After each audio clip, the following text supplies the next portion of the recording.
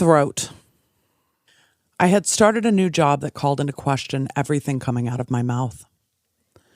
I was in my first appointment out of training when it smacked me in the face like a 2x4. I was sitting at a stranger's dining room table, trying not to seem like I was having a panic attack while attempting to earn part of my paycheck. To sell life insurance with the authenticity and candor that I wanted, I would have to stand in my death wound every day. I actually had not put that together when I took the job. I took the job because I wanted to cover everyone in a way all of my dead people had not been, just enough to not cause destruction to those left behind. I wanted people to think of the ones left behind. Which of your children will be standing in the funeral home with their credit card? Except I'd never really grieved deeply.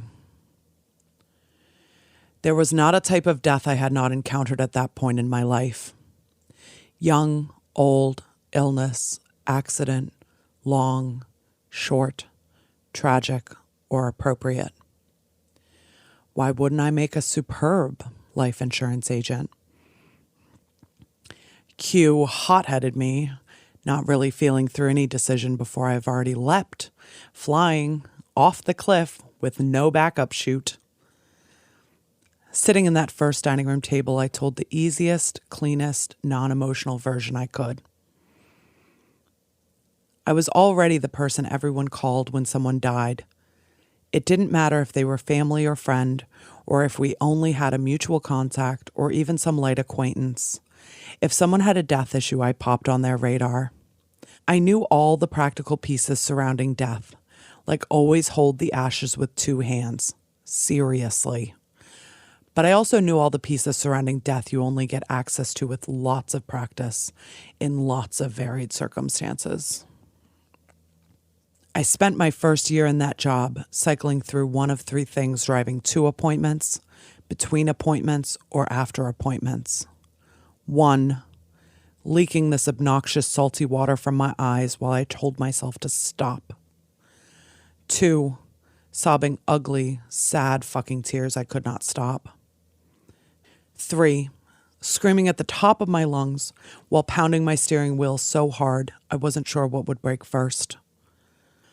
Except I'd never held space for my death wound. I created narratives around the death stories, ways of connecting with people that just required me to tell a set story. I honed this story driving in the car from house to house, how to tell it without being an emotional puddle. I called it a good thing. Sales require a great deal of personalized confidence and energy. Crying is not a resounding way to achieve that.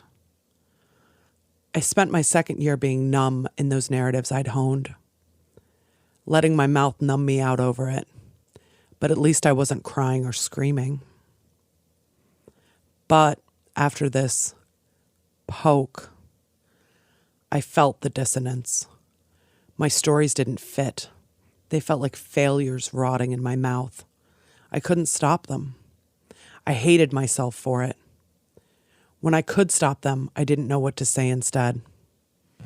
I was so grateful and so angry, so fucking angry, that the universe had served up this job and I had taken it. It offered me 1 to 10 opportunities per day to practice this. I could not avoid the work without avoiding work. But every time I felt failure, I felt doubt, and I felt how hard it was, I would close my eyes, and the feeling of that index finger, poke, was still with me. You are right there. I see you. But that voice was so small against the largeness of the problem. Except I'd never gotten emotional telling the story about the deaths before. So I started to, tentatively. I tried it all the ways with all of the clients. How could I honor this experience, honor myself, honor another's journey, and tell these stories? How could I do that and bring home a paycheck every week? Except I'd never held space for others using my death wound before. I slowly started saying whatever I had the urge to say in alignment with my emotional body. It felt excruciating. It felt like it changed every day. It still stung like failure. I accepted that I could be kicked out of houses. I accepted that I could be judged for this. I accepted that I was trusting my own voice more than those outcomes. What started happening is I would follow and trust my urges, and the words I spoke would be precisely what they needed to hear. It was possibly exactly what I needed to hear from my own mouth, too. I would then do more of what was working and less of what wasn't. I would trust, follow my urges, breathe, and repeat. Except I'd never shown anyone where a future wound would leave its scar.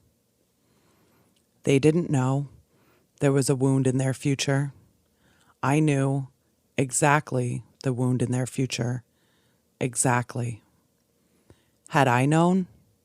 I hadn't. In explaining it to others, I told myself too. Sometimes I cried, sometimes they cried, sometimes we cried together.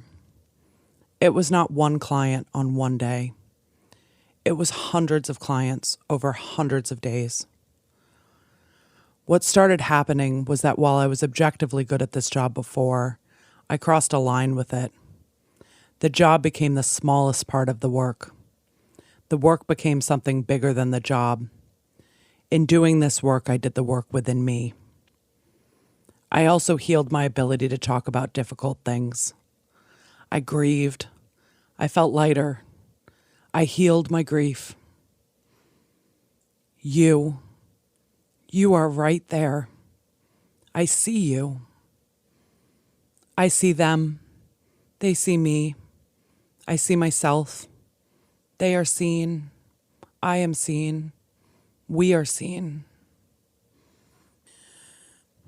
I estimate I gave about 5,000 people my cell phone number. This was to call me when someone died.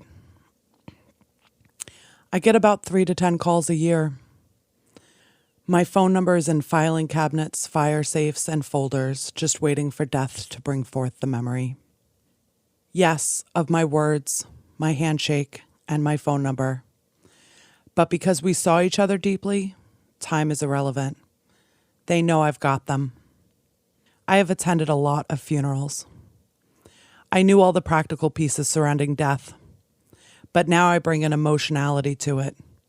My special je ne sais quoi. Je ne sais quoi, French. A something that cannot be expressed or adequately described. I left the job after 5 years, but I loved the people.